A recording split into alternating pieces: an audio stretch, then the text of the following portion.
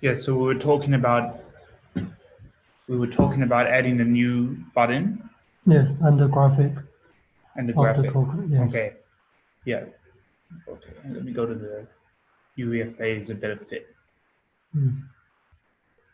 So there's three different views. So of course there's the view on the very first view. This one's view iconified each slot. Yes. So you customize that in here. Cards. So inside cards, these sets the view iconified in view. So that's view iconified view. Okay. And each of these, this doesn't exist in ERC20, it exists in NFTs only. And each of these corresponds to SHTML, which is basically just HTML, part of HTML, and a CSS file to style it. So it's just this is very generic. Anyone who uses regular web development will know this because this is just a simple React script in JavaScript. So inside here is the image, Gate64 image. Yeah. So basically, you write just your regular HTML in JavaScript, and if you want to add images, say for the wine bottle, you take the image and you convert it into base64. You can do that online really easily, and then you just paste it as a regular image tag. So it's a really big one. You need to flatten that one. Yeah, and then you set it in here. So you just tag it. So I put an and symbol uefa.en, so that matches the page here. Also, it's en because it's English, but you could also put a Chinese one or anything in here, and it can do any language. And now inside how to add buttons. Adding buttons, all you need to do is add actions. Which are actions. Oh, it's actually, this one's not a good one because it doesn't have any actions in it, but this one does. So this is just ERC20, but the action views are exactly the same in both NFTs and ERC20s. So you see here the view iconified and view are left blank because it can't display that, it doesn't have anything. But to add a new button, all you need to do is add what's called an action, and that goes inside the cards. So each action will make a button. And I label the button here enable, but I could also it's the name. This is the button's name. Button name. Okay. So I could also put in here the Chinese equivalent, ZH, and then it will also render, if the language of the phone changes, it will render the Chinese equivalent. Okay. And these are the real action behind this action button. If you click it, what it will, is define what will happen. So if you click it, it will, in this case, it will fire a transaction calling the approved function in USDC contract. But if you can have also actions without any transactions. So you could have an action that just sends a message or does nothing, just goes backwards. You can actually set that inside these pages. So that means if I copy this whole part and paste it in UEFA, and then there will be an enable button in UEFA tickets. Yes. Okay.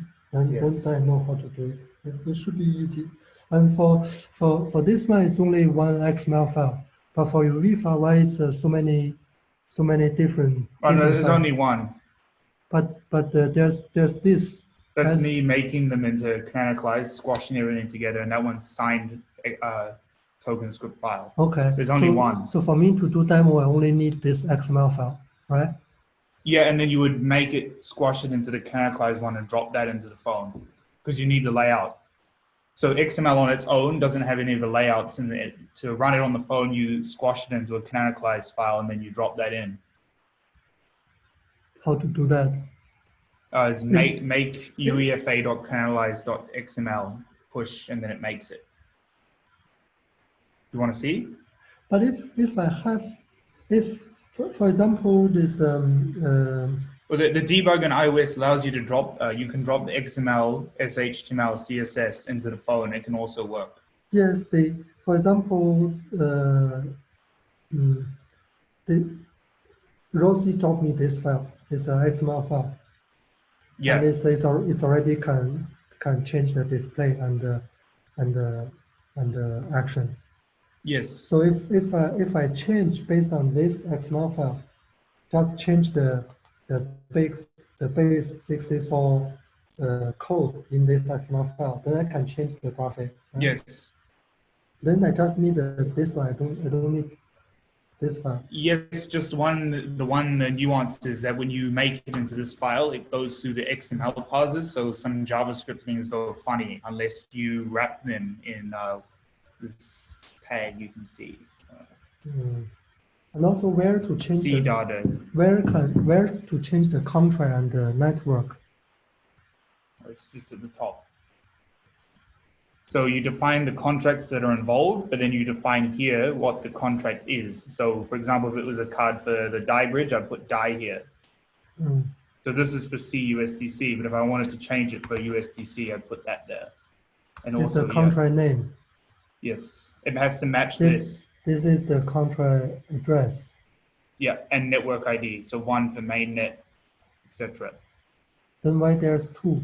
Because this compound USDC calls USDC contract to enable. Therefore, I define it, but it's not the main. It's not the contract representing this file.